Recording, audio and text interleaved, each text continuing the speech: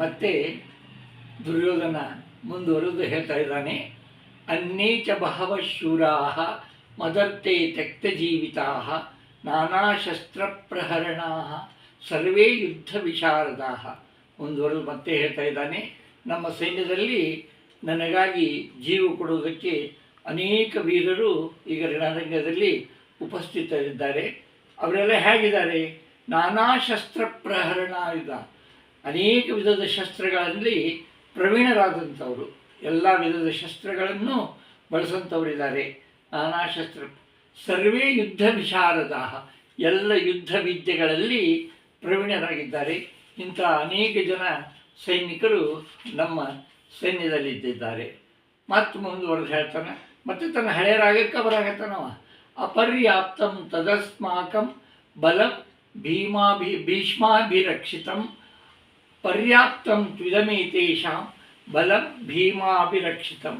ಮತ್ತು ಅದ ಹಳೆಯ ರಾಗಕ್ಕೆ ಬಂದವ ಹೇಳ್ತಾ ಇದ್ದಾನ, ಅಪರ್ಯಾಪ್ತಂ ತದಸ್ಮಾಕಂ ಬಲಂ ಭೀಷ್ಮಾಭಿರಕ್ಷಿತಂ. ಅಪರ್ಯಾಪ್ತಂ ಅಂತಂದರೆ ನನಗೆ ಯಾಕೋ ಈ ಸೈನ್ಯದ ಶಕ್ತಿ ಕಡಿಮೆ ಅನಿಸುತ್ತೆ, ಅಪರ್ಯಾಪ್ತ, ಅಷ್ಟು ಫುಲ್ ಇಲ್ಲ ಅನಿಸುತ್ತೆ.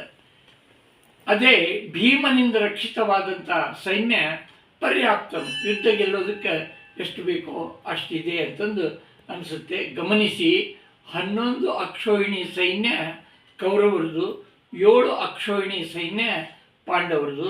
ಇಬ್ಬರ ಮಧ್ಯ 4 ಅಕ್ಷೋಹಿಣಿಯಷ್ಟು ಅಂತರ ಇದೆ. ನಾವು ಹಗಲೆಲ್ಲ ಈ ಸಂಖ್ಯೆಯನ್ನು ಬಳಸ್ತೀವಿ ನೋಡ್ರಿ. ಭಾಗ್ಯಶ್ರೀ ಅಮ್ಮನಿಗೆ ನಿಮ್ಮ ಇಷ್ಟು ಜನರನ್ನ ಇಲ್ಲಿ ಸೇರಿಸ್ಬೇಕು ಅಂತಂದ್ರೆ 7 11 ಆತು ಅನ್ನುವಂಥದ್ದು ಶಬ್ದವನ್ನು, ಸಂಖ್ಯೆಯನ್ನು ನಾವು ಆಗಾಗ ಬಳಸ್ತಾ ಇರ್ತೀವಿ.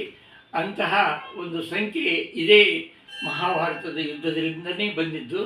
ಹೇಳ್ತಾ ಇದ್ದಾನೆ, ಅಪರ್ಯಾಪ್ತಂ, ನನಗೆ ನಮ್ಮ ಸೈನ್ಯದಲ್ಲಿ ಏನು ನಾರಾಯಣೀಯ ಸೈನ್ಯ ಸಹಿತ ಇದೆ, ಕೃಷ್ಣನ ಸೈನ್ಯ ಸಹಿತ ಅವರಲ್ಲಿದೆ, ಅದೆಲ್ಲ ಹಿಡಿದು ಅಪರ್ಯಾಪ್ತಂ, ಸಫಿಷಿಯೆಂಟ್ ಇಲ್ಲ ಅನಿಸುತ್ತೆ.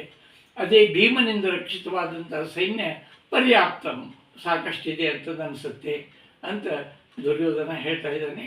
ಮತ್ತೆ ಉಳಿದದ್ದು ಮುಂದಿನ ವಿಚಾರಕ್ಕೆ ಹೊರಡುತ್ತೆ. ನಮಸ್ಕಾರ.